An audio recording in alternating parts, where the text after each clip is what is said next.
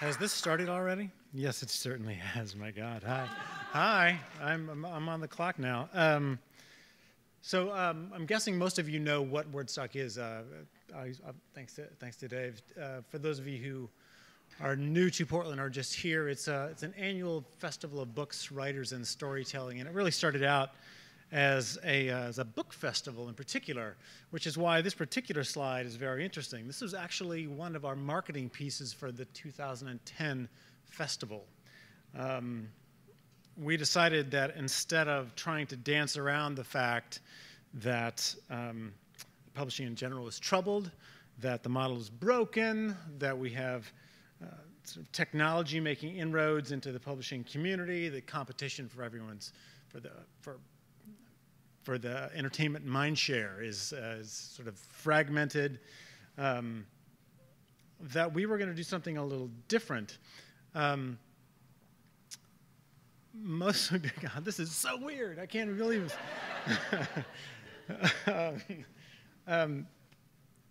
Most of these early slides are telling a story that you're already familiar with. There's a lot that's changing. E-books are coming on. Bookstores are closing. The traditional models aren't necessarily valid anymore. And so then you come to, well, what does that have to do with us? What does that have to do with this festival?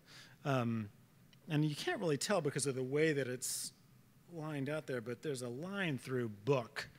That's actually a very conscious decision that we made. Book is not in our title.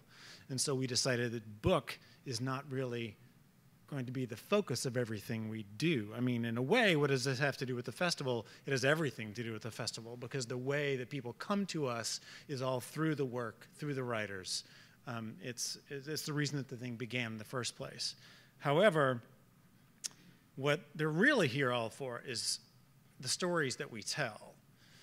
Our position is that the stories themselves are really never going to go away. The ways that we experience them, the ways that we share them, those are always going to change. We're going to have to be able to keep aware of that. But none of these changes are making a case for why stories don't matter anymore. And what we find more and more when we start to think about this is that this act of community is really what is at the root of what we're trying to put on in the festival. We actually think of our job as creating a community through stories. It was going so fast a minute ago, it's not going now. How do you do that, Greg? Well, that's a very good question. I mean, so what we decided was if the community creation is something that we want to focus on, we have to focus on what it is that brings people together and what is it that makes people want to connect, especially in this digital age when everything is so fragmented. And we decided that where we're going to go with that is conversation. It's the act of watching people or interacting with people, talking to one another.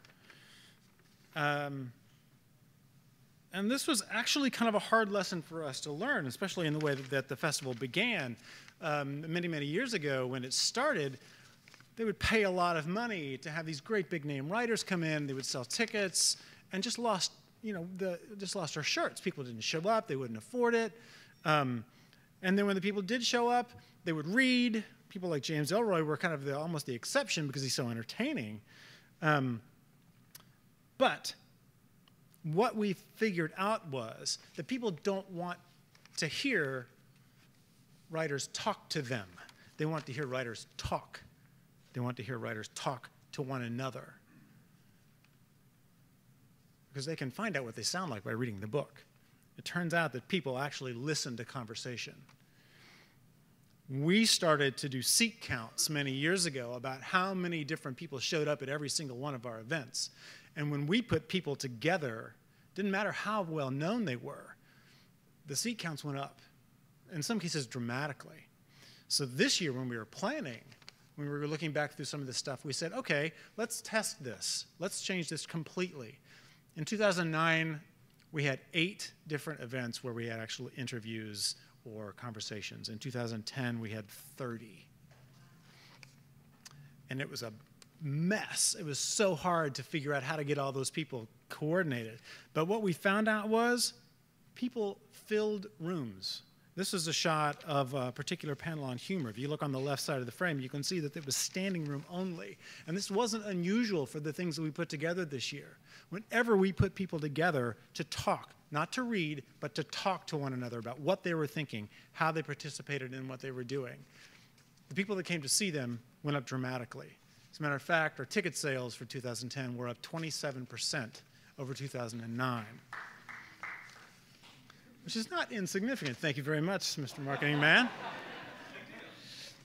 And another thing was interesting. We started to get emails from all of the writers that we'd booked this year saying how much they loved it and how much they had a blast. This man on the bottom is like, you know, I go to these things all over the world, and there's some, I was wondering when we were going to find something like this in America. Wordstock is it. Wordstock is the thing that I've been looking for. Keep going. Can I come back, by the way? The next thing we found out is that when people started showing up, they started going and looking at the books that were for sale. This shot was representative of what I saw most of the weekend this year. We ended up, 70% of the people who showed up for the event this year bought books. And as long as we can make sure that that happens, as long as we can make sure that people continue to talk about writing and listen to people talking about writing and creating an audience, then this is something that won't happen. We will continue to be real and not history. Thank you.